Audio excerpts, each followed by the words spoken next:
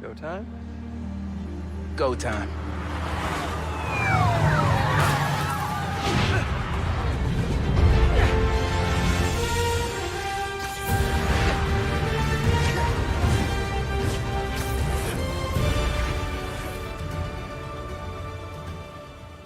What is up, everybody? Welcome to episode number 4 of the Peter and Miles podcast. I'm Cody, that's RJ, and today we're going to be ranking all 10 of the not live action, just all 10 of the Spider-Man movies. We're not including the shitty Sony spin-offs, the villains. We're not doing that movie that came out in the 70s, and we're not doing the Asian Spider-Man. We're not doing none of that. We're going basically from 2002 to present that focus on the actual Spider-Man character. So, RJ, how you doing today, brother? How are you feeling about your list so far? Pretty good. Made some changes recently to it, but yeah, I'm excited. You know, ever since Across the Spider-Verse come out, it's kind of altered. So as you know, future Spider-Man movies come out with like that revolve around Peter and Miles, it's gonna alter my list. So yeah, let me tell you, man. No matter the Spider-Man movies are probably one of, if not the hardest franchise or character films to rank because you're gonna piss some people off one way or another. yeah, It's just a matter of who and how bad you piss them off. And, oh my gosh, yeah. No matter whose list it is, there's gonna be some spicy takes. It's all comes down to a matter of preference and just what that's you all like. it comes down to. It's what the great Danny Watkins says. It's a matter of what you like and what you're into. So Yeah, it's just your preference. yeah. No list is the right list. Sean Chandler says that. I love that when he says that. Say that. No, Yeah. my list isn't the right list. It's just my list. It's just my list. And more people gotta understand that. It's like we're not saying this is the correct list. It's just opinionated. And the sooner people realize that, the more The better the world would be, and the better safer it would be. For real. Fuck. Man, people really get their panties in a bunch on it. Yeah, They do. All right. Well, we're gonna kick this. We're gonna jump right into this. So, number 10, RJ, what you got at number 10, bro? The worst Spider-Man movie. The worst Spider-Man movie for you.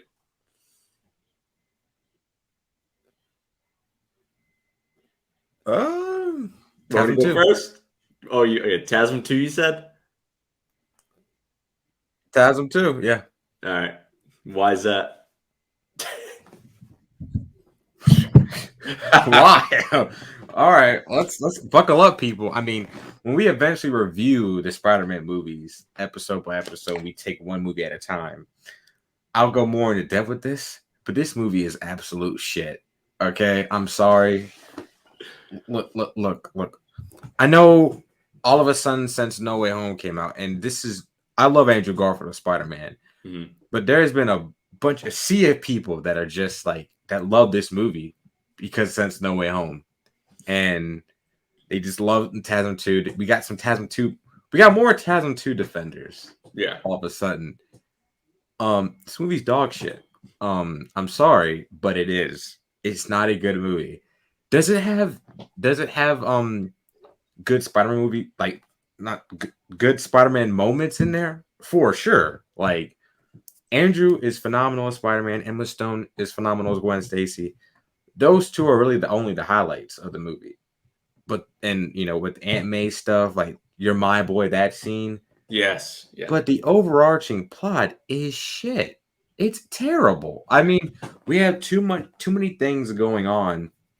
And look, it's not as bad as people. I'll say this. I said it was shit, but like it's not downright fucking horrible, like The Room would say, like that movie, but it's not good. Like the movie lacks focus for me. Yeah. And now if we were including like the Sony villain movies, okay, this wouldn't be like the last place movie, but if we're just talking about strictly Spider-Man, it's the worst movie. It has good Spider-Man elements in it, but the stuff with Electro, I mean, I don't even know. They fixed his teeth. Like what fix it? Like, it was just so many ridiculous things happening. And then like Harry, not to mention they killed off Norman in the beginning of the movie. Like, and this stuff with Rhino's barely in the movie, and he's just a joke. And Green Goblin, like, I mean, like, he doesn't even deserve to be called Green Goblin. Call him Meth Goblin. But I mean, Dane DeHaan's fine as Harry. It's just that there's too many things going on for me in this movie, and I'll go more into depth with it when we review it. But it's a shit film. Yeah, it's certainly not as bad as Morbius or Venom 2, Let There Be Carnage, but I agree. It certainly lacks a lot of focus. I think it's very similar to Spider-Man 3. Certainly, I think we both agree that Spider-Man 3 is definitely better than this movie. Yeah. But they have similar problems. That's for sure. They do. And my thing is this with TASM 2, the only good thing about it that's good is like Andrew was good, Emma Stone's good, the swinging scenes are good. That's about it. I just don't like. Every time I rewatch it, I find myself complaining. And then the gone scene. Oh my god, like that. Oh yeah, worst song of all time. Oh no, Peter Parker's parents. Why the hell? That's another thing. Thank you. That. You reminded me of that. Yes. Peter Parker's parents being involved in a Spider-Man movie is just stupid. Don't do it. They're hardly ever focused upon in the comics, and it leads to nowhere. So it's leading to nowhere. Why are you bringing it into a film in two different films when it's not going to amount to any sort of amazing epiphany realization? It doesn't do anything. I don't know why they did that. It just drives me crazy. But another thing I will give this movie, Gwen Stacy's death, that was an amazing scene. I love that about this movie. Yeah, that's another thing that's good. But the fact that here's my thing with this movie. I knew Gwen was gonna die from the amount of the amount of trailers they released for this movie. They released 4 or 5 trailers for this. Yeah. And they spoiled it in the movie to where not only with what she was wearing, because what she was wearing in the movie is identical to what she wears when she dies in the comics. Mm-hmm. And they were showing Green Goblin at the end fighting Spider-Man, and she's there. So I'm like, you just spoiled the fucking movie there. I mean, thanks. Yeah. But the scene is the scene is executed well though. Out. It is like that. Heartbreaking. I can't watch that scene. Yeah, so I rewatched both of the TASM movies, not in preparation for this specifically, but just because I wanted to watch them. Shit. And so the second one, you're a better man than me. Jesus. I hope you had a beer. Didn't we watch that together? Oh yeah, we did. RJ was intoxicated during that. Now I'm playing, but that leads me into my number 10. My number 10 is TASM 1. Wait. What? Yep. Upon my rewatched, so TASM 2 was my bottom movie, and when I rewatched TASM 1 and TASM 2, I like TASM 2 better. You're joking, right? Like, are you serious? Like, yeah, I'm joking. But yeah, TASM 2 is my bottom as well.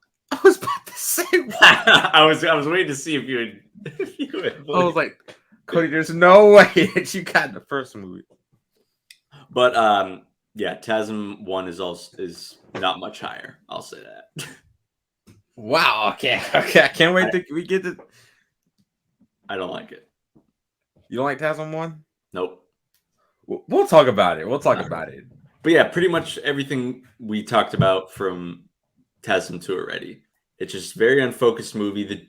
Some of the most iconic Spider-Man villains, Rhino, Green Goblin, are very it's like a joke. I don't like Green Goblin is only introduced in like the last maybe 30 minutes, 20 minutes. It makes no sense. Meth Goblin, yeah. And we're supposed to believe that Harry Osborn and Peter in this universe were supposedly childhood friends. I don't buy that chemistry. And I will say this. I did not really, the writing for Emma and Andrew in this movie, I think is leaps and bounds better than the first one. Like, I think they have way better chemistry and the writing's way better for their scenes in this movie. But my only gripe with it is that they kind of go back and forth too much in this movie. Yeah. Like in the first, matter of fact, not even just this movie, movie, like Tasman as a whole, like the first one, okay, yeah, he rakes over at the end. And I get it, like that's Peter Parker's like thing, like he'll push you away and like to keep you safe and stuff, but then like he always comes back because he has like an inkling for that shit. And I get that. That's part of Spider-Man, but I guess just the way it was executed. Yeah. Yeah, like he's always I do like the scene where he's like, how many times did you check up on me? He's like, well, once a day. Well, once a day. maybe twice, maybe more. I did like that scene. I cracked up. But yeah, that was funny. I mean, Spider-Man does have some decent, like you and I can safely say we enjoy watching every movie for the most part. Yeah. Yeah. So, it's not a good movie, but it's not. You can still enjoy it for the shit that it is. I'll put it to you this way: if I'm watching Tasman 2, there's probably nothing else on. Yeah, pretty much. Like nothing else. Like, I'm not a big fan of the movie. I'll probably watch it maybe once a year, if that. When it came out, I tried so hard to like it, but then I just kept saying, "Nah, this movie shit." Don't force it. Yeah. Don't force it, man. Don't be a fanboy. Yeah, that's the worst thing. All right, RJ, what's your number 9? I think I know what it is, though. I think I might know. Spider-Man 3. Oh, you son of a bitch! Go on.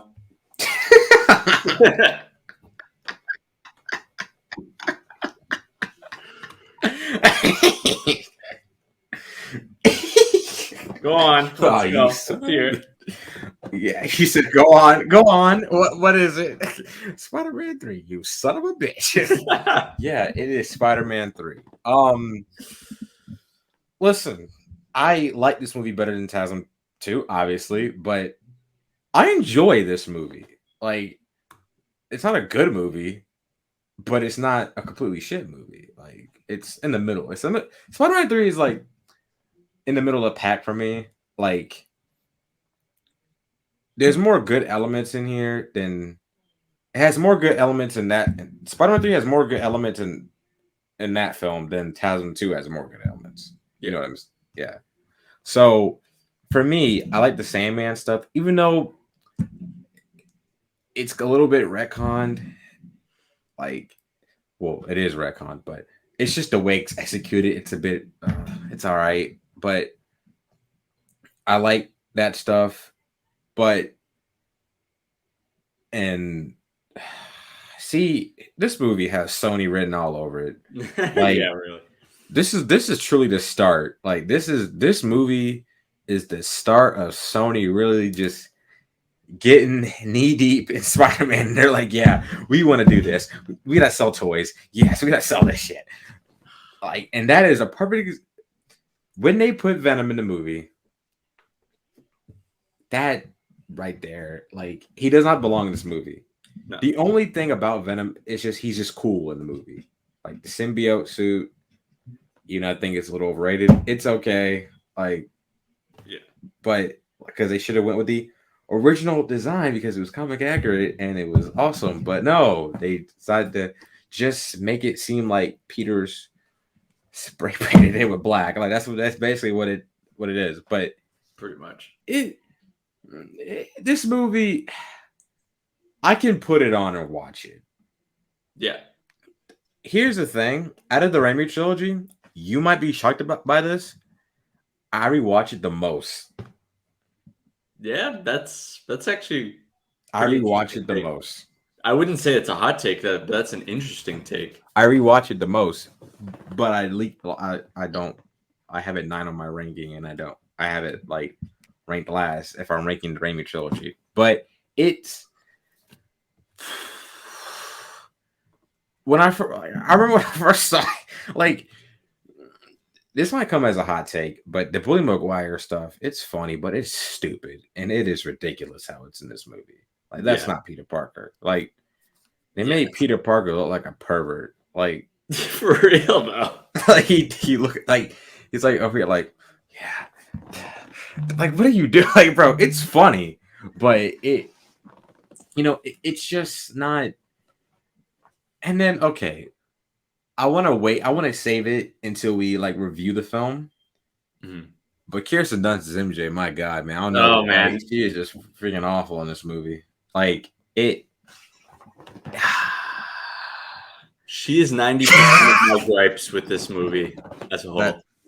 That's not a woman you bring home to mom. But the Harry stuff was stupid.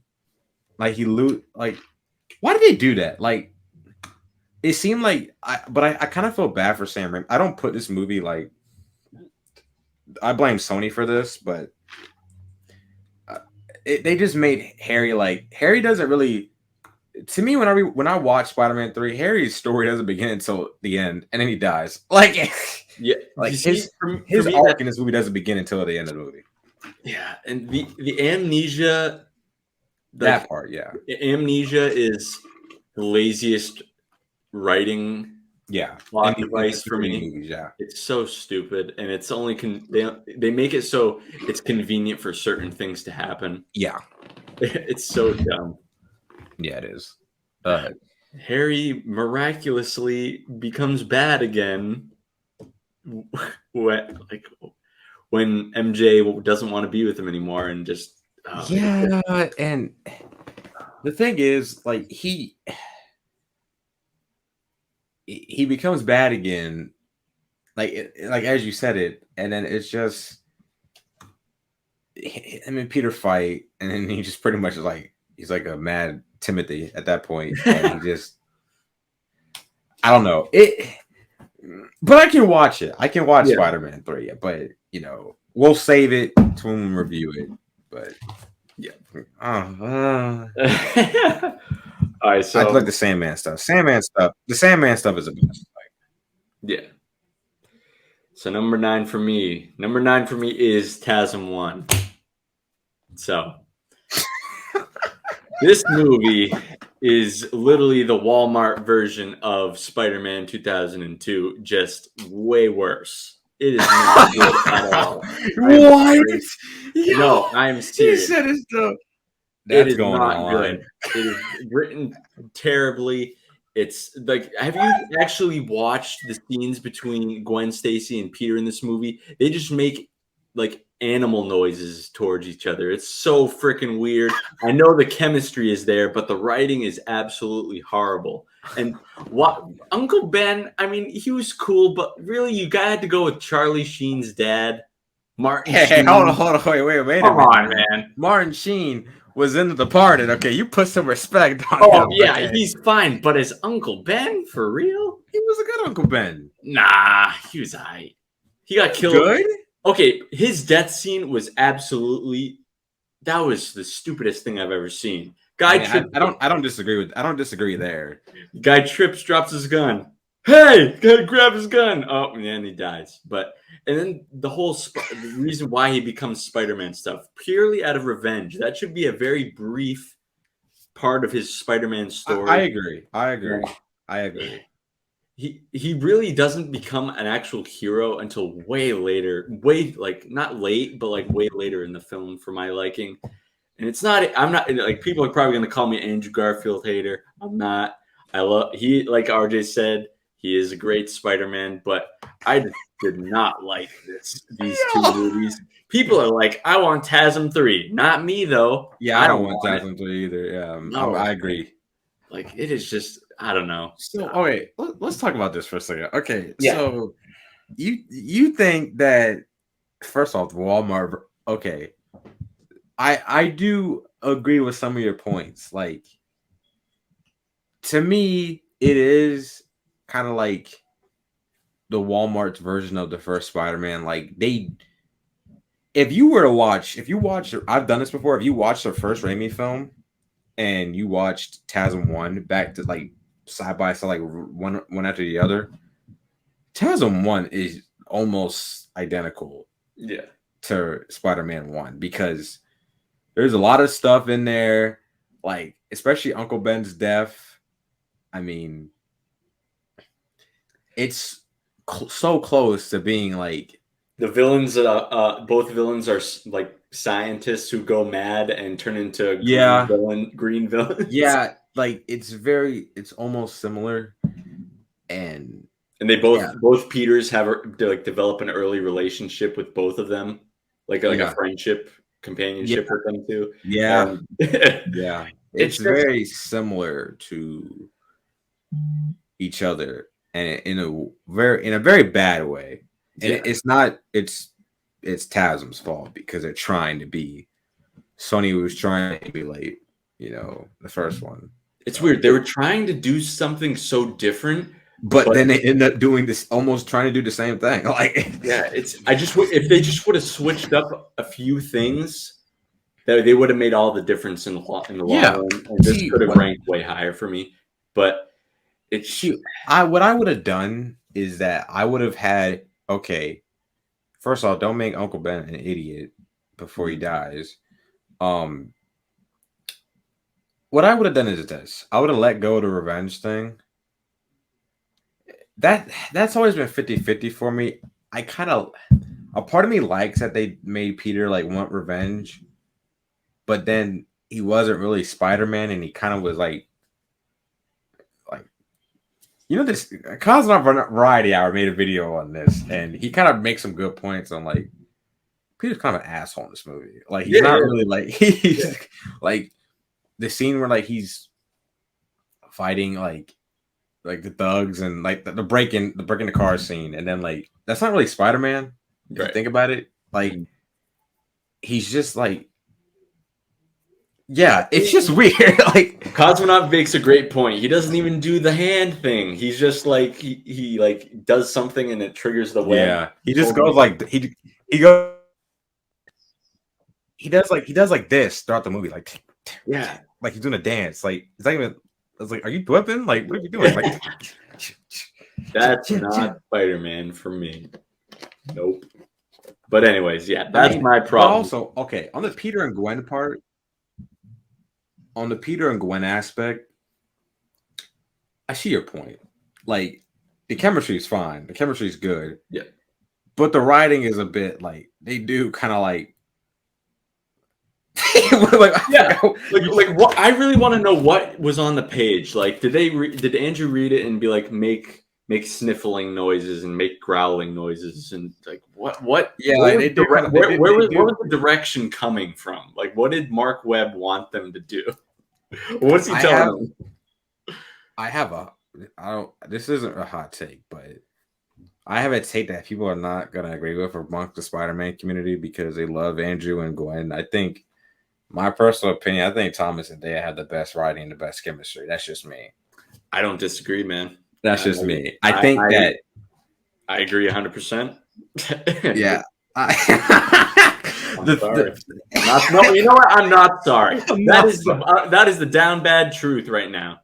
That is the truth.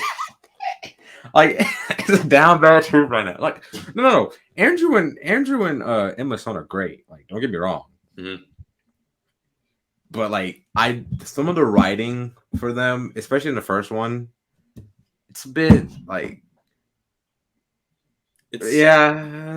like if you're talking just chemistry, I see what you're saying. But if you're talking about them overall as a couple throughout the duration of both movies, I'm like, not really. Yeah, I gotta go with Thomas and Dea. Yeah, I think it's only gonna get. I think it's only gonna get better for them too, because like they got 4. Spider-Man 4, 5, 6, however many they make, I think it'll go from there. But I do like Andrew and Gwen. I mean, Andrew and Emma Stone, like it. But I do see your point that like in the first one, like they're scratching their noses and like yeah, I'm like, come on, man, what is going on? Yeah, like the second one made me feel more invested in their relationship. And like I get that they're first starting to talk and get in a relationship, but you could come up with some better ideas for some teenage awkwardness than that. That was just a little. Yeah, because I think Thomas and they did the teenage awkwardness better because that's realistic, especially nowadays. Like freaking high school people like talk and that's like especially in Far From Home. Like we'll get to that in a bit, but like he's like trying to like sit down with her at the opera, and it's just like he doesn't know what to say. Like like that was done really well. Yeah, I like that a lot. But also the lizard is a terrible villain in 2001. I don't like him as a villain. I could care less. Yeah, and the motive is yes. The motive is downright terrible. Okay, I'm sorry. No, he has the worst motive out of all the Spider-Man villains. Yeah, like worst motive.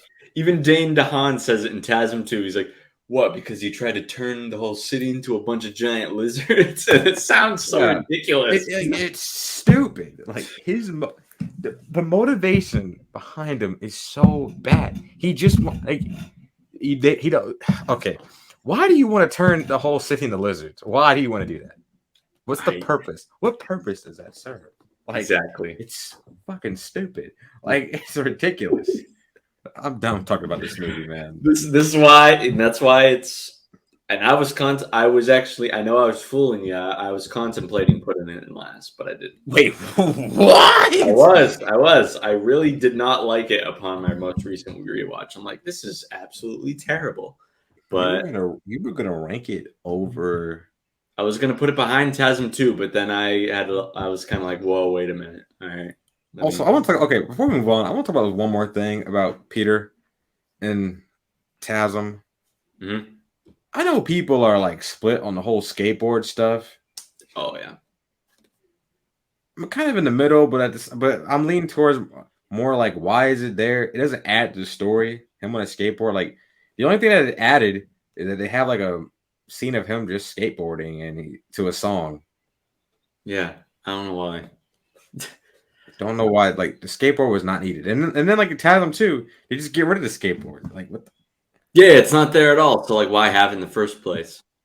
Yeah, I'm with you. I don't have any inherent problems with it, but it's just like why? Why is it there? Like it worked. Certainly, they decided against it in the next one. So I was like, why did you put it there in the first place? Damn it! It's just not a traditional Peter Parker aspect you would think. Yeah, insinuate with the character. Yeah, but yeah. Yeah. As a movies, bottom 2 for me. Bottom 2. I still love Andrew Garfield, but yeah, we all do. Number 8 for you, Mr. RJ. TASM 1.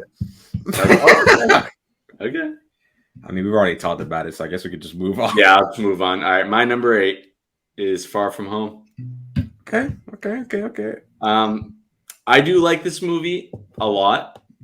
I especially now that No Way Home is come and gone, it's made me appreciate Tom Holland a lot more. And it's just my only main issue is that it's not in New York City, but I've come to look over that a little bit more. Mm-hmm. But this is where it gets to that point in my ranking where I will turn on any of these films at any given time because I enjoy them a lot. Yeah. But there's honestly, even right now, there's not many. Like I can't say anything more bad against this other than I forget the guy's name that's trying to get with MJ. What's his name? Brad. That guy. He's an annoying bastard, but he really is. Like I don't even know why did I don't. Oh, okay. But other than that, I can't really speak on too many negatives with this. Mysterio's great villain.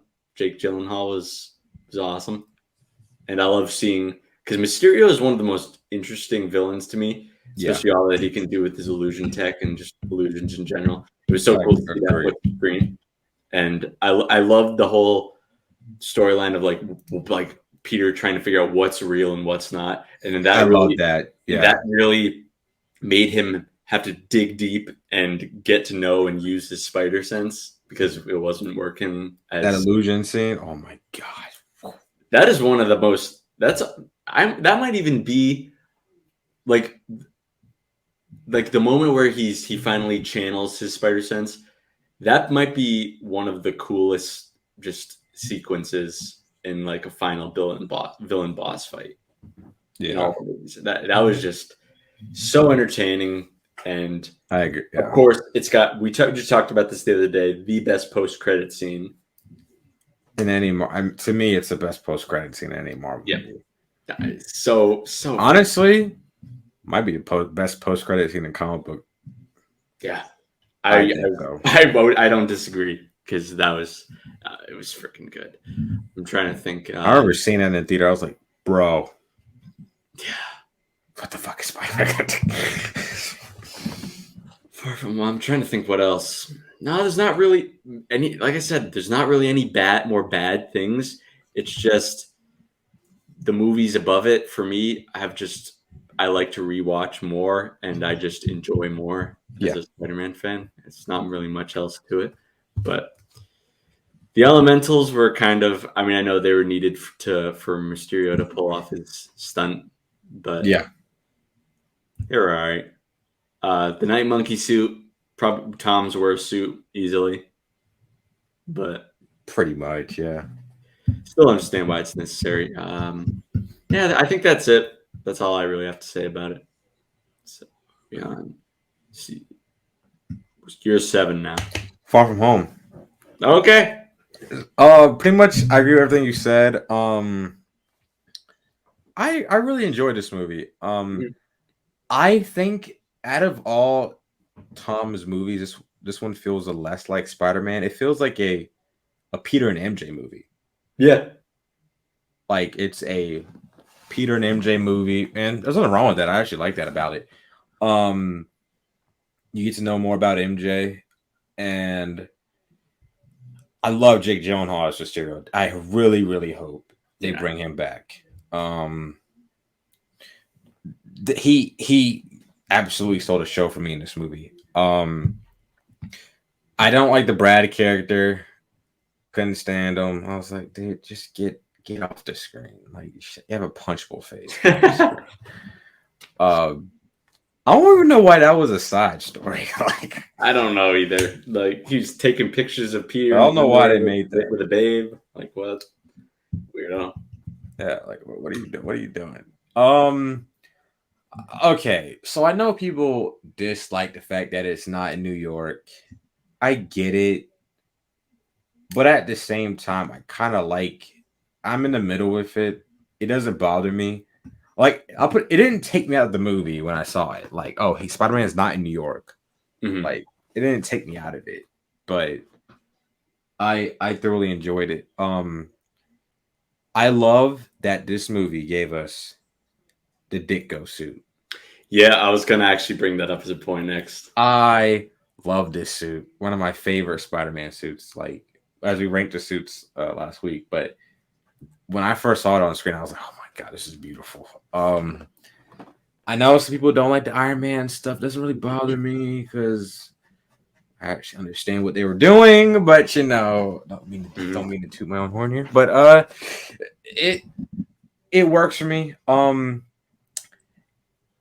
Fun when I first saw it, I actually had it like high on my ranking, recency bias, but I dropped it down. But it's a good Spider-Man like movie because they clearly you can tell like when you after you see No Way Home, you can tell they were saving a lot for No Way Home, bro. They really were. They were saving it, bro. What I love about this movie is that it tells a story of Peter. Okay, he finally has a vacation that he's looking forward to, that he just wants to have fun with his friends, but he can't even do that. He has to. That's what I like about it is that they're kind of like they're adding, they're paying off like Homecoming more when they're saying like, because in Homecoming he wants to like just I mean, obviously in Homecoming it's different because he wants to be Spider-Man, but at the same time he does want to like hang out with his friends and go to a party and stuff. But in this, he actually just wants a vacation. And I Yeah, think that's after the events of Endgame and Infinity after War. like he did die, and I've seen people complain about that aspect of it. It's like, no, he first off, he died. He fought Thanos, he died, and he came back and fought Thanos again. I can understand why he wants just a break a little bit. Like, Yeah, come on, man. like Spider-Man fans are just freaking weird like that. Like relax, okay. But I actually do like that about the movie is that it's kind of a realistic take on the character, and that he does want to like just relax a bit, and he can't even do that because you got Nick Fury involved. Well, he was a Skrull, but you got Nick Fury involved, and he's got to do this, he's got to do missions, and he's got to work with Mysterio. But I absolutely love Mysterio in this movie. I really do hope they bring Jake Gyllenhaal back. Yeah, because he's not technically dead. I don't think he's dead. Yeah, I think he squirmed his way out somehow. Yeah, I hope so. Because I want to see him again, dude. Yeah, he's just great. I'd love to see him again. All right, is it my 7? Yeah. So I got Spider-Man 3. Wow. Yeah. Over the first Chasm movie. Wow. Oh, easily, man. Wow. Okay. By far. That Chasm 1, it's a cheap fucking knockoff, man. It's a cheap knockoff. It is not good. It is not good. It's a cheap fucking knockoff. At least Spider-Man 3, they did something wicked new. Really new. They were thinking out of the box. Just go on. Go. What's your point? Okay. So this movie, it's a lot of childhood nostalgia for me. I will say that it's not all nostalgia. I do think it's not a great movie, but it is for what it's good for what it is. There's a lot of nice jokes in there. That's Sandman, the problem. Thomas Hayden Church did a great job as. I did not like how they retconned Uncle Ben's death. I didn't really like that. And come on, man. Why the hell would you bring in Topher Grace, the motherfucker from that 70s show, to play Eddie Brock? What? Why? That 70s show. This is probably the guiltiest pleasure movie I have ever. I don't really have a lot of good things to say. I just like this movie because it's freaking funny, and it's no shit. Over Chasm 1, no. Oh, of course, yes, yeah. We gotta debate this right now. Hold on a minute. No, wait. What? I'm just trying to figure out. Like, you said that Spider-Man 3, at least they did something new. Yeah. The thing about it is Spider-Man 3 is a studio movie. Like it's that studio written all over it.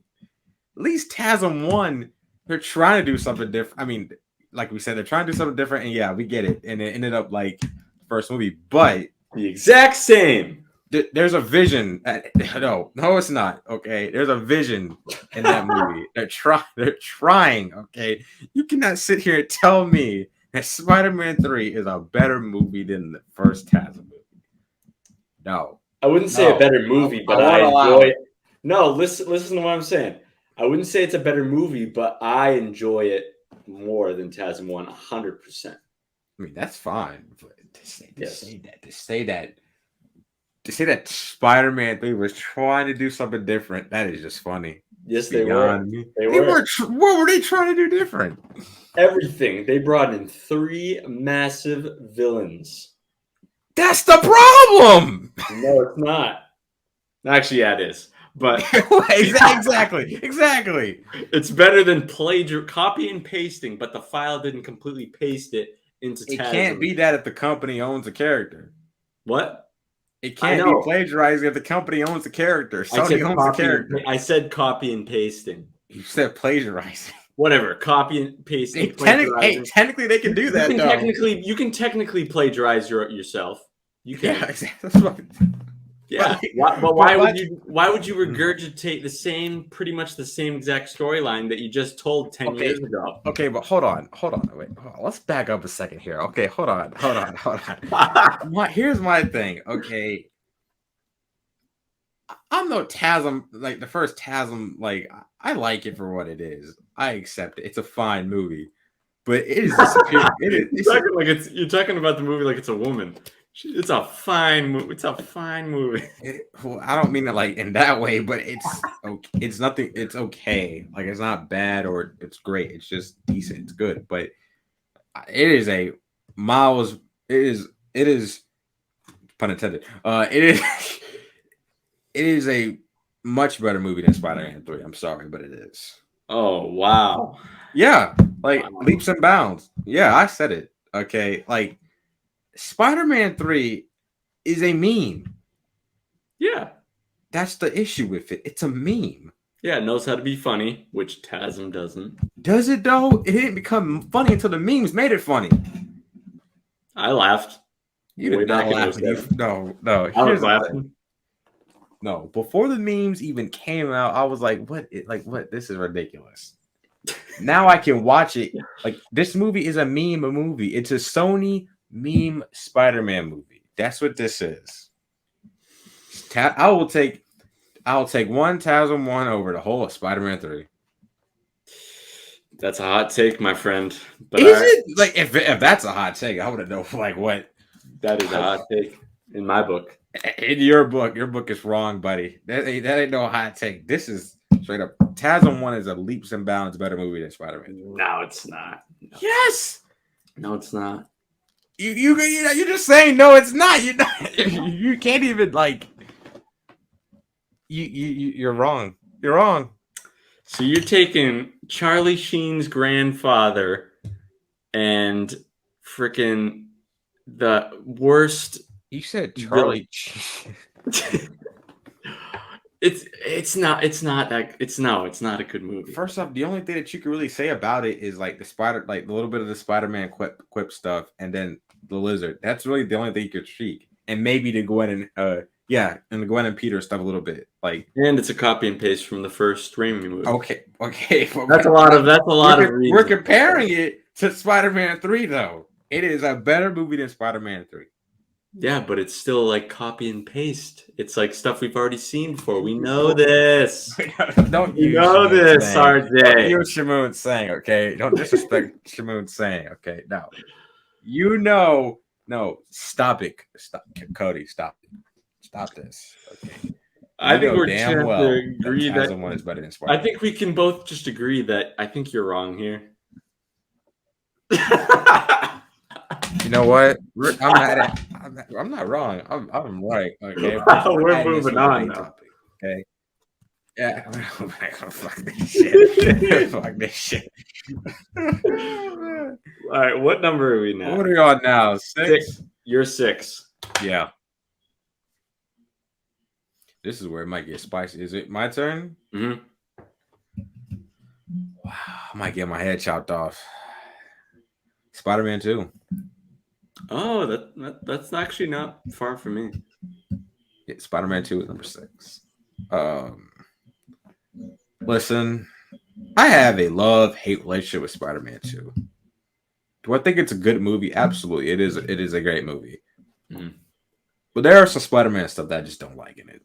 Like some stuff with how he lost his powers. I just don't like it. Don't like how it's executed. I think it's kind of stupid in my opinion. Kirsten Dunst's MJ is something in this movie. She's like a soap opera character. Like, oh wait, I actually did have Spider-Man 2 at 6 too. Yeah, so yeah, both had it here. But yeah, go ahead. Kirsten Dunst's MJ is like a soap opera character. I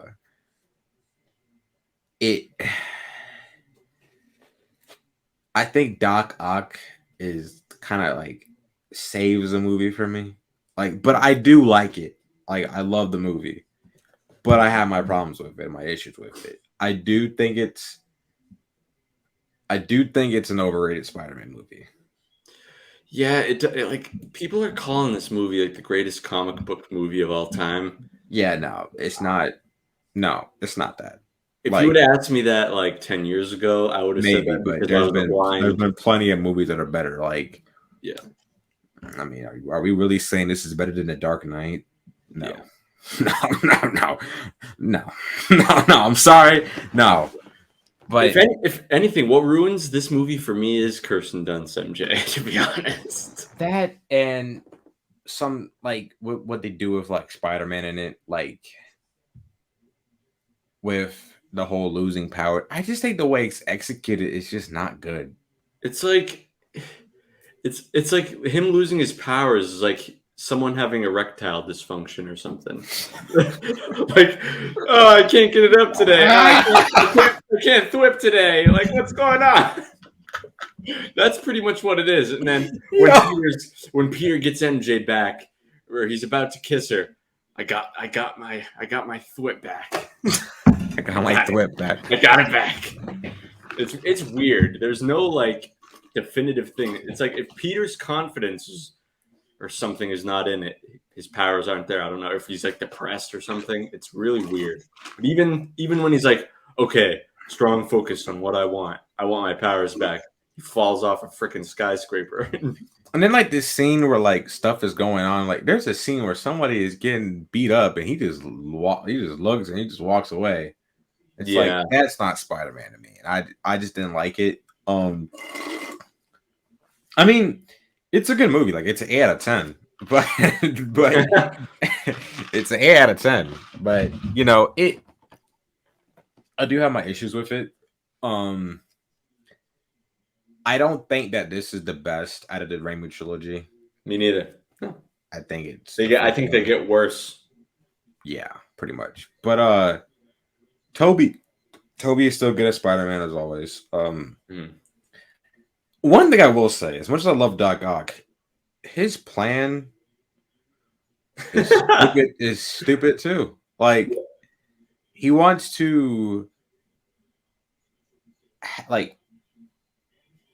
have a fusion reactor, right? So like not only like what did he expect to have? Like what does he want? Like why? Like yeah, like he was about to destroy by sucking all the people into his son. Yeah, like bro, what are you doing? Like this is stupid. What are you doing? Yeah, this is fucking stupid. Like, but Alfred Molina is still freaking amazing as Doc Ock, though. But yeah, I feel like he steals a show in this movie. But I like the movie for what it is. Yeah, I agree. One scene that I really do like is when he saves the little girl from the burning building.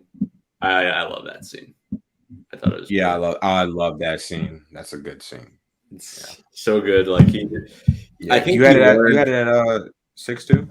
Yeah, actually, I did. I think at that moment, when he saw the kid getting mugged, I think he learned like, okay, yeah, I need to do better and not just watch this stuff happen. So, I mean, he could have saved the kid in the process of thinking, but whatever. Yeah, I get pissed off every time I see that scene. I'm like, what are you doing, bro? Peter, this is not you. Okay, you need to help. Idiot. So 6 is good. 5. Would you have a 5? Across the Spider-Verse. Oh, okay. Not like this movie is amazing. Oh, that might be a hot take for some people. I mean, I don't know why. I mean, this is where like it's you can switch like whatever. Like on a good day, it might be number 1. I don't know, but it's if that's a hot take for some people, then they're not giving respect to the other like great Spider movies that we've had in the past. But this movie is good. I love it. This has the heart of Spider-Man, like what it means to put on a mask, and it fully emphasizes on what like. Because Peter, maybe like what if it was Harry that got bit? It could have been anybody. That's the point of Spider-Man is that with great power comes great responsibility and all that stuff. Like it could have been anybody that got bit, and this movie really emphasizes that. On Spider-Man can be anybody, and that's what I like about this movie. It gets the heart of Spider-Man, what it means to be Spider-Man, and I love how this movie tackles the Miles haters. The scene where Miguel is telling him that he's not Spider-Man, that was done on purpose. That was done to people, to all the haters that hate on Miles and say that he's not Spider-Man and stuff. Right. And they just call him Miles Morales. That was done on purpose. That was the purpose of that scene. And basically saying like, no, Miles is Spider-Man. Like, he's not an anomaly. And that's what I love this movie for that. And I love how I call it the Civil War of Spider-Man. Pretty much. Like, whether you start with Miguel or Miles or whatever. But it gets, and you know, what does doing the right thing truly mean? And I like doing the right thing. Maybe that might be the wrong thing. You just never know. Like, I love how this movie touches upon that. Yeah, I really had to, as soon as I saw this movie, I really had to sit. I sat in my car after I left the theater, and I was like just thinking for like 30 to 45 minutes. Just thinking, because it was a lot to process. This movie, there was so much going on. And yeah, I mean, I've only seen it twice.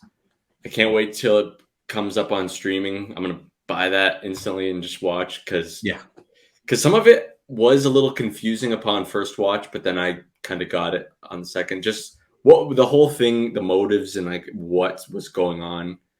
But I loved that the way the Spot was tied in, like the guy who, like that. Everybody remembers who the guy who got hit by the bagel, and that the fact that Miles was trying to do the right thing by destroying Kingpin's collider, but he didn't know that the Spot or the guy, the scientist, was in there, and it essentially ruined his life. And he was definitely a villain of the week for a majority of this movie, but he's being set up to be an insane threat in Beyond the Spider-Verse, and I cannot wait to see what they do with him. And I also loved how Gwen was at the forefront as well. I love that how it starts out with her. Yeah, she was like a co-lead pretty much. Yeah, I love that. I've seen some people say that this was like the cold open was like a slow burn. I didn't really see that. I thought it was fine. I loved it. Mm-hmm. People need to be more open to slow burns. Yeah, it's because people don't have patience. They have. I don't know what. It's weird. I don't know if it's because people were expecting to see Miles a lot sooner. That could be the case. Yeah, but it is what it is. I love the scene where Miles is, where he is he's putting like a hop. I forgot what he was eating, but he's like, oh yeah, it was like an empanada or like something. Empanada or something like that. But he's like eating it, and he's like so Spider-Man. Oh, dude, that's so Spider-Man-y. Like he's like eating cracking jokes. Or are you a Dalmatian? I love that scene. Like right when he appeared on screen and he's like making jokes, I was instant smile on my face. Like I was just laughing. As soon as that comes out on like streaming and stuff, we gotta get it and watch it. Just watch it. Watch Party Online. That's what we gotta do. Don't mention that motherfucker's name on here again. Gotta cut that out. But you know what I meant. But yeah. But I this movie is it's just that good. I love it. It's one of the best sequels in comic book movie history. I will give it this over. Best, but it's one of. Yeah, I will give it this over Into the Spider-Verse. Obviously, we both prefer Into better than Across. I think this movie does have better animation, so I will give it that. Yeah, like I think Across will be like I'll rewatch Across more than Into the Spider-Verse. Yeah, but I think Into the Spider-Verse is still a slightly better movie. Yep, very much. It's very much so. I just love the themes that they tackle with this film. It's just so good with the themes that surround Spider-Man, and they've tackled it. I love every single. I ate it up. It was just that good. Yeah. Can't wait to see it again. All right, my number 5 is Spider-Man: Homecoming. Really? Okay. So Okay. There's no wrong answer here when it comes to this. yeah, we're in top 5 territory. Yeah, Yeah. we're in top 5 territory. The first time I saw this movie, I wasn't a big fan. But as the years have gone on, Toby Dick Rider. No, I'm playing. yeah, that as much as the Toby bias has kind of dwindled, I've just fallen in love more and more with it as the years have gone by. Pretty much, I feel like each time that I watch it, I like it even more. I appreciate it more. Don't get me wrong; it's not the flashiest Spider-Man movie. It's not the most insane villain or the same insane visuals. It's just a traditional, like, entertaining Spider-Man story. If you think about it, like it's the most grounded Spider-Man movie. Yeah, and it's very focused on what it's out to accomplish. Yeah. Like Tom's Peter is essentially trying to continue getting missions with the Avengers, and he's not getting response back from Happy or Tony. And he's kind of like, what do I do with myself? He's still doing friendly neighborhood stuff. And then he tries to take on Mordor as the movie goes on, and he kind of screws up a lot. And he gets the suit taken away from him, and he had to have a change of mindset because he felt like without the suit he was nothing, and that's why one of the greatest lines from the movie is, if you're nothing without the suit, you shouldn't have it. And he really had to change his mindset. Like, no, the suit doesn't make me who I am. It's what I stand for. It's what I believe in. It's what I'm doing this for. And I don't know why it took my thick skull to get so many years to get that, but it did. I'm glad I know it. Toby Dick Rider. Yeah. I'm just glad I understand it now, because I don't know if I didn't appreciate this movie, I'd probably off myself, bro. Because All right. this is a freaking very good movie, and it's the fact that it's number 5. It's just how good Spider-Man movies are. That this is one of the best, and it's 5, still 5 for me. My number 4. Yep, you're number 4. The first Raimi movie. All right. Yeah, this is my favorite out of the Raimi trilogy. I think it's the best out of the Raimi trilogy. I only have one complaint with this movie, and that is the Green Goblin suit looks like a Power Ranger. But other than that, that's really my only complaint. It is just so this is iconic, and that's the only reason why I have it like this high. It's just iconic. It started everything Spider-Man, like with regards to film, it started everything. Like it started with this movie. So I love I think the suit looks the best in this movie. Yep, we talked about that last week. It's just really, I love the rooftop scene between Spidey and Goblin. So where he's telling him like despite of everything you've done with them, eventually they will hate you, like that. And like that line of dialogue was so good. And like he says, he's like offering him like friendship and like working with him instead of just taking over. Like he's kind of like telling Peter like come to the dark side basically. But and he says the one thing that people love is to see a hero fall. Like I love that line of dialogue. Like it's so good. William Dafoe is Norman Osborn. He is Green Goblin. Do not cast a Norman Osborn again. Like don't do it. Okay. No. He will never be replaced. Willem Dafoe is the freaking man, dude. He is that guy. I love the swinging scenes in this movie. This is the only movie where I like Kirsten Dunst as MJ. Yeah, I know, right? Tell me about it. She was actually pretty good. Harry was awesome in this movie, and they really kick off his character into gear by the end of this movie and what he says to Peter about wanting revenge and stuff like that. But this movie has a lot of heart. It still holds up with rewatches.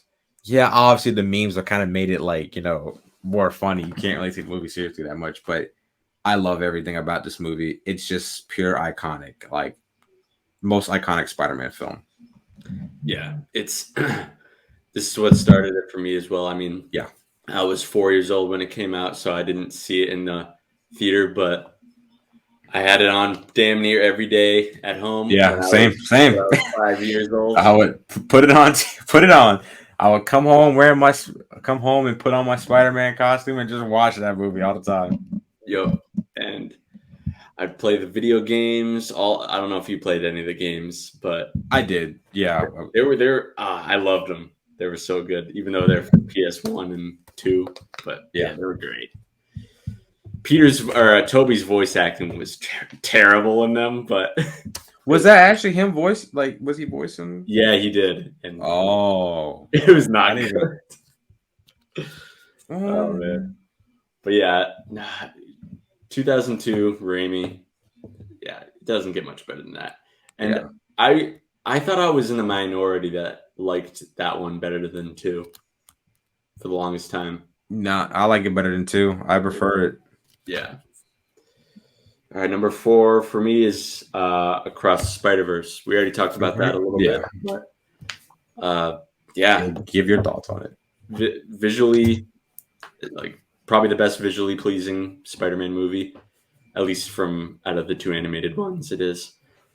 I just love that we're actually. I mean, don't get me wrong. I love me some Peter Parker, and you do as well. But I love seeing how many different variations of Spider-Man there are.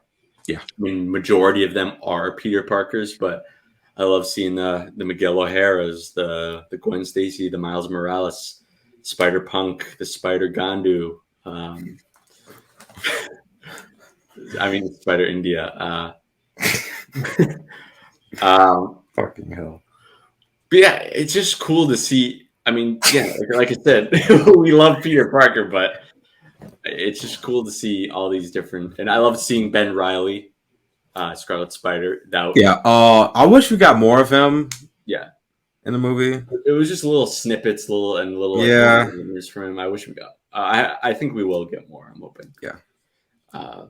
I love the way they use the cameos for like the canon events with like loved ones, especially mainly Uncle Ben. That was really cool to see. And the plot twist at the end, my gosh, dude. The spider that bit Miles, he was never meant to get bit by that spider because that's what it got blipped in through from the collider. And now that when Miles gets blipped to Earth 42, that Earth is without a Spider-Man. So it is darkness beyond recognition. And to see Aaron Davis, he's not the Prowler. Yeah. It's Miles. And when he had the braids and everything, I was like, yo, that's freaking nuts. And I love seeing... He's like, I'm Miles Morales. I'm like, yo. Oh, yeah. Yeah, the accent and everything. And I just love seeing Gwen and the old gang like gearing back up together to go and help out. Yeah. And I'm glad his dad didn't die. I'm glad they didn't kill off his dad. Yeah, his dad's awesome, man. Don't kill off. Yeah. The voice actor is great. The voice actor is great who plays his dad. Yeah, he's in a show called Atlanta. He's really good in that. I forgot that guy's name. I think his name is Brian Tyree Henry, I think that's his name. Yeah. So I had this question for the longest time, and I finally got the answer like about a month ago. It was, okay, his dad's last name is Davis, but Miles' last name is Morales. Yeah. Why is that? But you know why his last name is Morales, right? I've heard like why they did it, but I don't know like for sure. Like it's like, I guess because the Davis name was associated with like a bunch of crime and stuff. Yeah, I did hear that. Yeah. Yeah. So I thought that was pretty cool.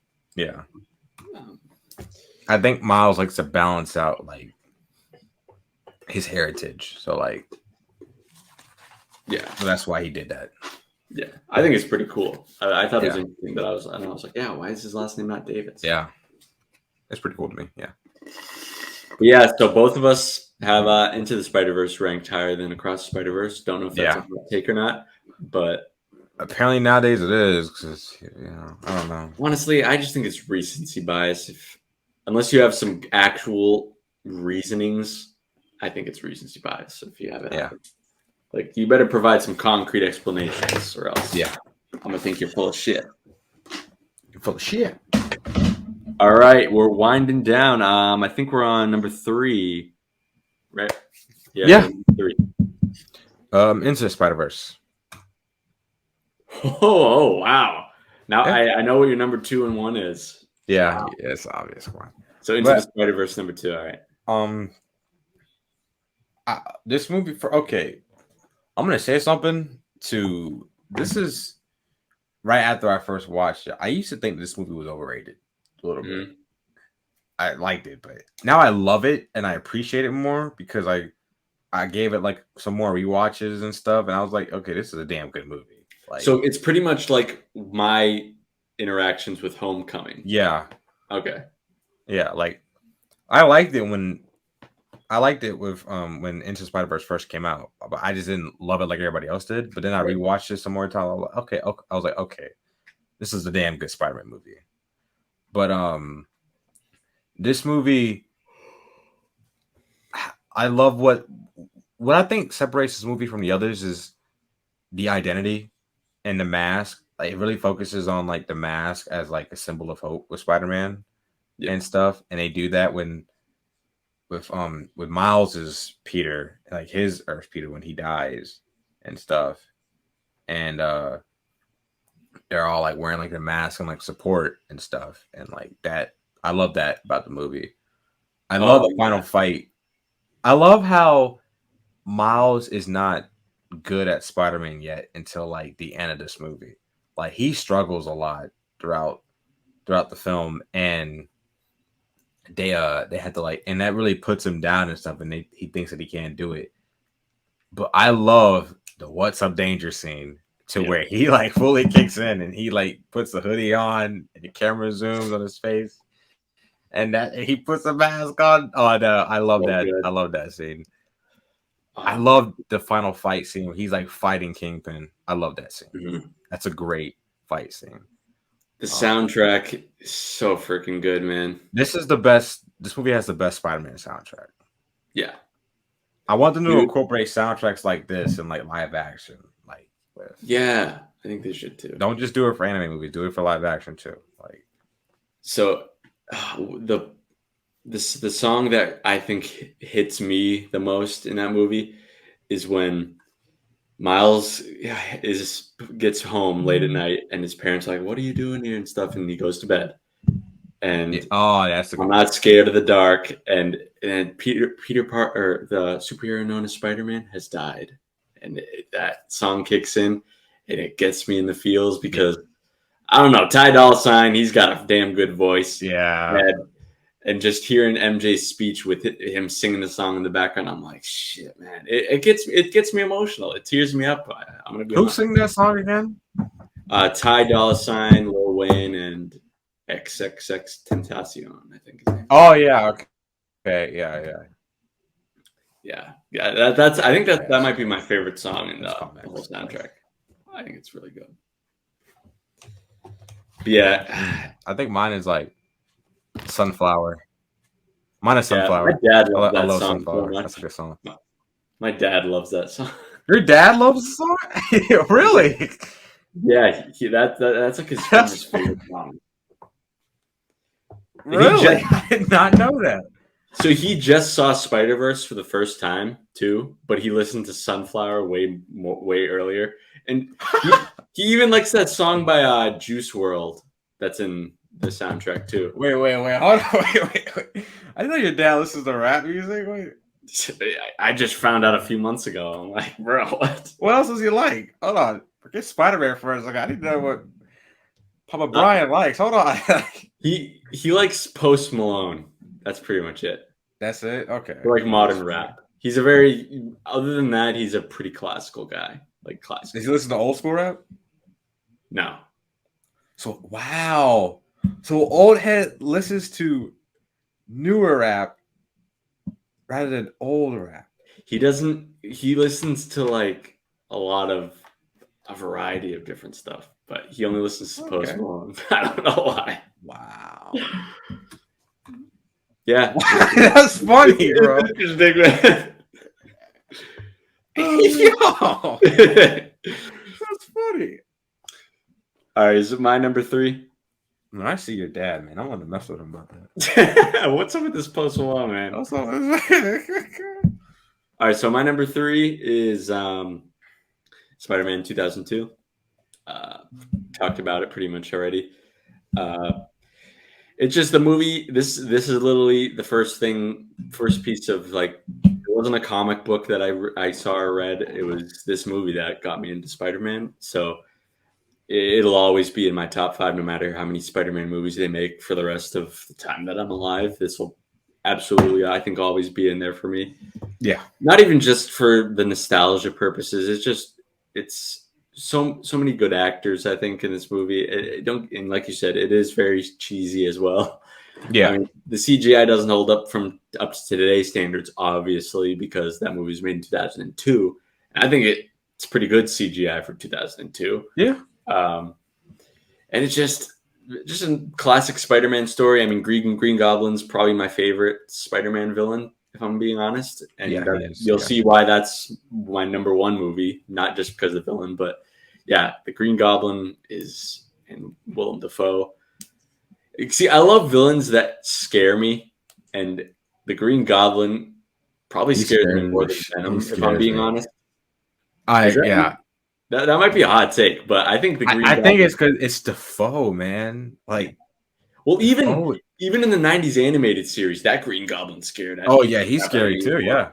So yeah, that one's pretty scary. Yeah, dude, the Goblin is just. I'd if I'm heading down a dark alley, and I see one with the Goblin and one with Venom. Actually, I don't know. I'd be scared of both. Yeah, I don't know what I'm doing in that situation. But also, we can't forget about the fight scene in the movie, the final fight scene. Yeah, like I love the fight, like the firefight scene in the apartment fire. I love that scene. Like when Goblin's like, "Are you in or are you out?" Yeah, he's like, "Wrong answer," and they're fighting. No one says no to me. Like, dude, he's got like the rasp in his voice that he's so good at. And the final fight scene, Yeah. that was a brutal fight. Like the one thing I love is that their fights with Spider-Man and Green Goblin are brutal, and I love it. Like they always are. They are brutal. Because they're personal. They get really personal. Like this one was personal. No Way Home, both fights are personal. Mm-hmm. But this right here, like it was like you could hear nothing. Like they're fighting. Like and like all you hear like is the effects, and I love it. I ate it up, man. I love that fight scene. And I feel like they're made with the most heart too. Yeah. Like, the Peters really have to dig deep. Yeah. So good. Except Tom Spider. He just said, "I'm gonna kill you, bitch." Like, yeah, he was ready, and that's why I love Toby. We'll talk about this in a minute, but that's why I love Toby had to step in and be like, "I was in your spot once, man. I was beating Goblin's ass. And I nearly could have killed him as well." So. Yeah. Number 2 for you, RJ. Spider-Man: Homecoming. It's a good this take. Movie. I rewatched this out of all Tom's Spider-Man movies. I'll say out of Tom's Spider-Man movies, I rewatched this the most. More than Homecoming or Far From or No Way Home? Well, the reason why I rewatch it more than No Way Home is because the Aunt May death scene, like I get emotional every time I watch it. So I just skip it. So, but I'll talk about it more when we get to you're obviously my number 1, but I love Homecoming. It's first and foremost Michael Keaton as Adrian Toomes is fucking phenomenal. He's a great villain, man. The thing that I love is that the interactions with him and Peter, and where we can't forget about the car scene. Yep. Oh, dude. So Like, damn good. I remember when I first saw it, the audience were like, "What?" Like when we found out that he was Liz's dad, and that was like That was the biggest plot twist I did not see coming. that's a great plot twist, and how they You did wouldn't think about it. Yeah. Light skinned girl, white as fuck dad. I wouldn't expected it. I would expect it. I mean, it's just how they did that, and it was so great. Like it was just like he opens the door, and Peter's face is like Peter's face. Oh, bro, I love that. Like and he's like, "You must be Peter." You must be Peter. Like I think Keaton plays Adrian Toomes Vulture better than Batman. If I'm being honest. Oh, I agree. I actually agree 100%. But the thing that Vulture does is that he's not like a out and out like clear cutthroat villain. Like he has, and I know people are gonna bring up with the Iron Man stuff. Iron Man is a plot device in this movie. Yep. To show how Iron Man is a dick. Like he's a good guy, but he's also a dick, and this is his dick side. So pause, but like cut that out. But no, this is his asshole side. Cut that out. Cut it. But this is his asshole side. But, oh man, please. Why did I say that, bro? Hey yo. This is his asshole side, to where this is where a guy like Tony Stark creates enemies, and Vulture. I'm gonna be honest. I understand why he's doing it. It might be a hot take to some people, but I understand why he's stealing weapons and selling them on the market in Homecoming. I get it why he's doing it. Yeah, but like when you're looking at it from Peter's side, it's like you shouldn't be doing that. Yeah. But I agree with Peter, because like if that stuff gets in the wrong hands, like we're gonna have much bigger problems. But I get why Adrian Toomes are doing it. But also I'm on Peter's side. But I love the scene to where like when they show where he cannot be, where Peter he can't do the things that a teenager should be doing because he's Spider-Man. And like he has to skip out on the party, he has to skip out on the decathlon. He has to skip out on the pool party the night before the decathlon. Like he can't do that. And I love how they show that. Like this is the first movie in my where like they really go all in with that, to where like he can't like do social stuff. Like he can't hang out with his friends. Like he can't do that shit. And I love this scene to where like he has to skip out on the homecoming dance, and I feel bad for Liz in that scene. Like, she like what is going on? And then like you got MJ, she's looking like what is he up to? Like, and he goes to see Vulture. I love when Vulture's saying, and he's telling him like guys like us, like we have to fight. Like guys like Stark, you don't have to fight. And Adrian Toomes is right. Like no matter we may love Iron Man, but that's the truth. That's the Vulture kind of had his own John Kreese moment. He kind of like that's what I like. Like it's kind of like it kind of is like Kreese and like Kreese talking to like Robbie or Johnny and like Cobra Kai. Like it kind of is like that, to where Vulture's telling Peter, like the only difference is like Vulture's not manipulating a little. He's basically is telling Peter the truth. Like that line, like he doesn't want to hurt. He likes Peter. He doesn't want to hurt Peter. And I love that about the movie, that the relationship between Vulture and Peter. I liked it. Vulture's like the most relatable villain. He is. I can sympathize him way more than many of the others. I mean, I would probably say him and Sandman as Doc Ock, and I guess Sandman. But honestly, I'd put Vulture as the most I would sympathize with. He's just trying to do what every other American man is trying to do in this country is try to support your family. Yeah, even though it is illegal, like what he's It is doing, but I get why he's doing it. Mm-hmm. That might be a hot take to some, but whatever. Hot take is so overused. But that's my number 2. No. We can't forget about the rebel scene. Yeah. Yep. The best scene in the whole movie. Other than the Walter scene, of course, but that scene right there, like he's like, "Come on, Spider-Man!" Oh, I freaking love it. Yep. Lifts up the rubble. That's when Tom finally realizes, I don't need that suit. Yeah. I don't need it to be Spider-Man.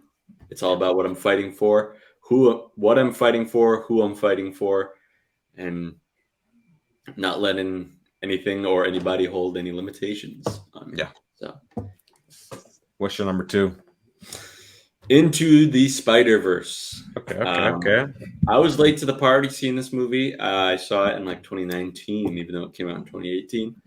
And this was at like the heart of my Tobey Maguire fanboyisms, and I was actually surprised at how much I liked it. I liked it a lot. Dick Ryder. For real, dude. I had a problem. But yeah, I mean, we went into this already. It's just a great Spider-Man story. I do like it more than Across, mostly because Across I feel like it's part 1 of 2. And Across, I love that it's a nice origin. It's a lot more simplified story, whereas Across is a lot more chaotic and a lot more stuff going down. Sometimes less is more for me, at least. I agree. And I just like the Into the Spider-Verse story a little bit more. I agree. And that's why it's only 2 spots away from Across. But there's just certain elements. I love Peter B. Parker. He's probably my favorite character in the Spider-Verse movies. Okay. And that's might be another little reason why this is a little higher, because we don't get much of him in Across. But Cody, you do have a problem. No, I'm playing. But yeah, it's a damn near perfect movie. I agree. And it's not just a damn near perfect movie. It's just one of my favorite Spider-Man. Number 2. It's a runner-up. Yeah, right up there. So yeah, we've made it to our number 1, and RJ and I both agree that No Way Home is the best and our favorite Spider-Man movie. Yeah. I cannot wait to review. You could go first. So, what else is there to say? This movie was a pipe dream for the longest time for Spider-Man fans, young and old. I feel like I'm telling a freaking philosophy lesson right now. This movie, like I just said, this movie was we didn't think this movie would ever happen, and I just love how it's like fan servicey moments, but they made them feel organic in the way they brought in Molina, Jamie Foxx, Defoe, and all those cats. There's not really much to say. I just loved every moment of it. I'll probably chime more into your conversations, but I think the best thing to say is that start with is the experience going into this movie and how I remember that day where all the scoopers were saying that Toby and Andrew were in this movie and the internet just went freaking nuts. Like everybody was coming back and like all the villains, like the hype for No Way Home. Secret Wars, maybe like that might like be like eclipse it, but the hype for No Way Home was just so memorable.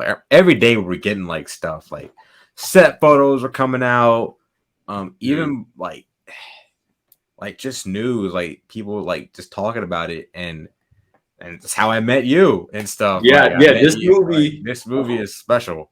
Yeah, literally, we'll give you guys a little backstory. the chosen one, Jacob's live stream for the first trailer for this movie was when I met this man for the first time. So obviously Cobra Kai has been a big part of us staying connected and stuff, but this movie started it all right here. It started it all. I remember that first trailer and just the we gotta like, even before like August, like when they released the trailer that month, there was so much like people saying, when's the first trailer gonna come out? When is that gonna come out? Like, you go and look at Sony posts when they would post on their Instagram about like random movies, and people in the comment section were saying, where's the No Way Home trailer? Where's the No Way Home trailer? Like, it was crazy. Like, it was madness. Like, it was just so funny. Like, every day we were like, right, when's the trailer dropping? Like, when's the trailer dropping? Like, what's going on? And then I remember like CinemaCon was doing something, and we're just waiting for that trailer to come out. And we're like, I just remember like TCK saying, like, a good buddy of ours, he was saying, it's out. And then we were on a live stream, and then we're like, oh my God. And then we're like just watching it. Like, that trailer was just amazing, man. And then I was like, this is happening. Like, it's like, you got the Goblin bomb, like the pumpkin bomb, and then like Alfred Molina, Stargog, Peter. Like, yo, bro, this is nuts. Like, yo, it's happening. And then like we watched like it. The second trailer happened, and it was just like crazy. Like, I remember like after it dropped, we stayed up to like freaking 12 or 1 o'clock in the morning talking about it. Like, we were just like so hyped up, like theorizing. Like, it was just, I'll go back in time and experience that any day. Like, it was amazing. It's a fun stream to go and rewatch. I love it. Then when the movie came out, like, my theater experience, like, just seeing so many like Spider-Man fans and what Spider-Man has done for like just the world and, you know, pop culture. I just think there's no other character like him. And No Way Home just further proves that, where you're in a room full of people and that share the same passion as you and love for a character.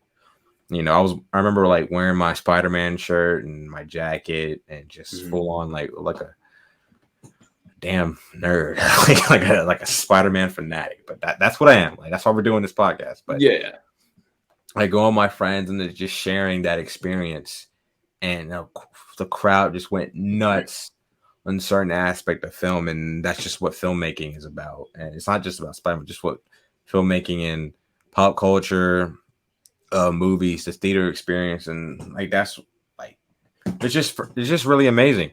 And you know, I think the loudest cheer was when in my theater was when. Wait, what'd you say? No, I was gonna say that's another reason why we're doing this podcast. We love hear what you said. We love films too. But no, go ahead, keep going. Yeah. So it's just, I remember like just watching No Way Home and never thinking this movie would be made, like with Toby, Andrew, and Tom, and then I just like shed a tear, like just crying, and there's so many moments where I cheered, I cried during Aunt May's death. Oh my God, I can't watch that scene. Like it just makes me like bawl every time. But like the scene, like with the stuff with, and the thing about this movie, I love the Toby, Andrew, and Tom stuff, but that's not even like my favorite aspect of the film. We were saying this the other day, like that they're not. It's great, but it's awesome. Damn good if they were not even in it. Yeah, that's my like. If they weren't even in the movie, it would still be damn good. Like my favorite aspect of the film is Tom and Dafoe, and they're like, and how they share the screen. Like I love every scene with Tom and Dafoe, and I just love how they like Dafoe freaking just steals the scene. Like he just steals it every time, and the spider sense scene. And I just remember like after the movie was over, like I just spent like a whole like 30 minutes, 45 minutes talking to like some people like about the movie and stuff and why we love Spider-Man as a character. Like a group of us were like talking about it. It was amazing. You were talking to him at the theater about it? Yeah. So basically, I went with my friends I went with 3 of my friends. One of them you met Michael. And after the movie was over, we were talking to like some other people about it for like a good like 20-30 minutes about the film. Like, other people that were in the audience, like just talking about it. It was amazing. But can't forget about that final fight scene. Oh my god. Yeah. I love when Tom Spider-Man says, "No, I just want to kill you myself." I was like, there we go. Thank you. I remember like watching that. Like I'm looking at his like the scene, the camera pans to his face, and he's just like looking at him like this. Like, oh shit, here we go, man. And then like he says the line, I was like, yo, let's go, bro. Like it was amazing. I loved it. Dude, yeah, he like that final fight is nuts. The fact that he literally power bombed the Goblin was freaking insane. Like he literally picked him up, like slammed him to the ground. And I love that Toby was the one to kind of bring him back to the light. And they almost killed my man Toby. I thought they were gonna kill Toby for a second. I'm glad they didn't. My theater, it was like, no, like fuck you. Like somebody like they're like my theater, like I saw this opening night, so like my theater went fucking nuts. Like when he stabbed Toby, like what am I? They're like, oh! And then somebody in the theater was like, "Fuck you, no!" I think like somebody next to me was like saying like, "You better kill him now!" Like, you better kill him now. He's got to go. Like, like, but there were just so many moments where I like just teared up. And when Tom said goodbye to like MJ and Ned and like Zendaya, like her acting in that scene, oh my god! Like when she's like, "There's gotta be another way," and like she's like, "I'm like, bro, this is getting no like." Dude, yeah, the coffee shop scene at the end, it might be one of my favorites too. Like shit. Yeah. And like he's so freaking sad. Those parts get me the most too. Yeah. And he's like holding back tears. Yeah. And the scene where he goes to see Aunt May and then Happy. Oh, stop, man. Like, bro, stop it. This movie has so many emotions. Like it just makes like you have so many like smiling moments, like happy moments, and then like you can just cry like 10 minutes later. Like it's just that good of like it's got sad moments and happy moments. Like it's just when he sees like, Happy at the gravesite, when he says, "How'd you know her?" I'm like, you gotta be kidding me. Like, stop it, John Watts. Like he is too damn good. Everybody's too damn like good. You know what you're doing, John, but like, and then the scene where he is going to his apartment and he's looking at it and he's kind of like forcing a smile, like, and Peter's kind of like, that scene was sad. And like, you got the like freaking Palpatine like Lego and stuff. And this is probably like this scene got me real good. Like I remember like my friend asking me, like my friend Michael, he was like, "You okay?" Like I was like, "Oh fuck, man, I can't man." Like dude, like, and then the final swing suit. You knew I was going there. The final swing, that I bawled. Like I was like I was smiling and crying.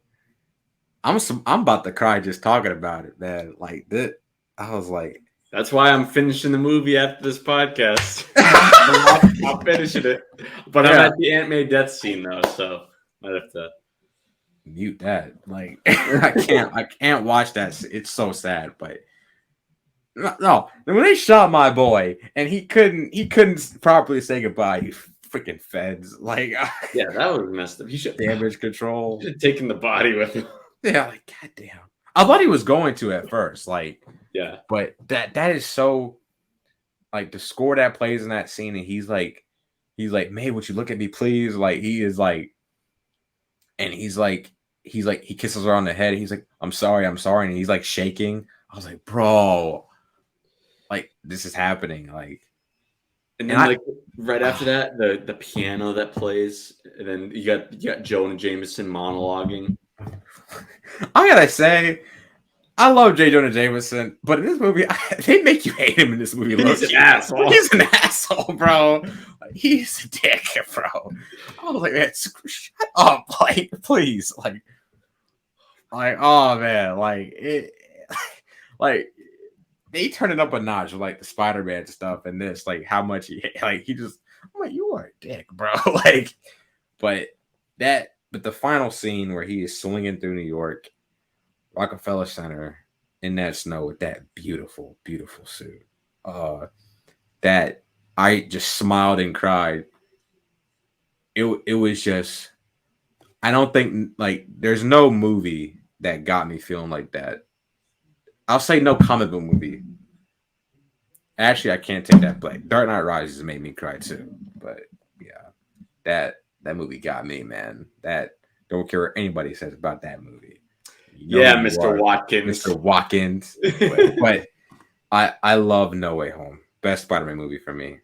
Yeah, it's gonna be tough to top. I think, like you said, one that could, like, I mean, the next trilogy could top it, but and maybe even like Secret Wars. You know, who knows what's going to go on with that? That's going to be and regarding we're talking about like hype, right? Yeah, like I mean, obviously, like the Spider-Man movies are going to get hyped regardless because like Far From Home made $1 billion before, like that made $1 billion, and that didn't have like the rest of it. But Spider-Man 4, like that's going to be interesting. We obviously can't wait for that, but No Way Home, that movie made me feel like I was like, man, it's like, yes, I'm gonna remember that theater experience forever. Oh yeah, it's the best theater experience that I've had, and I'm gutted because I only saw that once in the theater. I saw it 3 times in the theater. I wish I went back, but I still got that one time, and I'm gonna hold on to that forever. Yeah. But yeah, that was our ranking. We talked about that one for a while, and rightfully so, because it's the best, man. Like it's man. All right, we're gonna run through our final rankings. I'll go first. So at number 10, I had TASM 2. Number 9, the first TASM. That's the right spot for it. And number 8, I had Far From Home. And number 7, Spider-Man 3. That is better than TASM 1. No, it's not. 6, I had Spider-Man 2, the Raimi Spider-Man 2.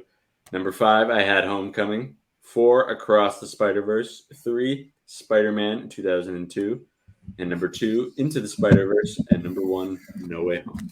Ladies and gentlemen, don't listen to that blasphemy that this person next to me thinks that Spider-Man 3 is better than the first TASM. It's not. All right, put it in the comments. What debate stream like that. Better?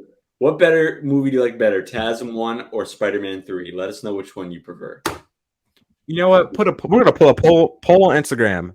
Yes. Poll on Instagram. Do it. Both poll on Instagram. That's what we're doing.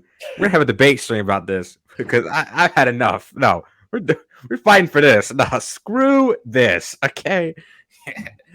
TASM 1 is better. And you know it. And you know it. TASM 1 is better than Spider-Man 3. As a movie, yes, but I enjoy it more. I enjoy 3 more. So you mean I was right? Okay, I'm gonna run. No, you ain't right about shit. You ain't right about shit. I'm gonna go to my list. Okay, thank you very much. Number 10, TASM 2. Number 9, Spider-Man 3. Number 8, the first TASM. 7, Far From Home. 6, Spider-Man 2. 5, Across the Spider-Verse. 4, the first Raimi film. 3, Into the Spider-Verse. 2, Homecoming. And number 1, No Way Home. And that is our rankings, ladies and gentlemen. Yeah, buddy. I think next episode we could potentially do a review of one of the movies. Okay. Yeah. Unless we think of another idea, which is definitely possible. Or we can rank the villains. You never know. That's coming up. I think the villains would be a good show. There might be some hot takes in that one too. Oh yeah, because there's a lot. Because I got some. Yeah, I got some, bro. I got some. I think we'll both have the same Green top Goblin as number 1. Yeah, but we'll see. Yeah, guys, that's gonna do it for this episode number 4. That was our ranking of all the Spider-Man movies, all 10 of them. We just ranked all the suits. If you missed that one in the previous episode, we've also talked about the disaster that is coming with the new Craven film in previous episodes. We've also talked about the game and what we want to see in the next game that's coming up. So, that's going to do it for this episode, guys. Be sure to check out the previous ones if you haven't already. Be sure to subscribe, and we'll see you guys in the next one. Keep thwipping. No, nothing can shake me now.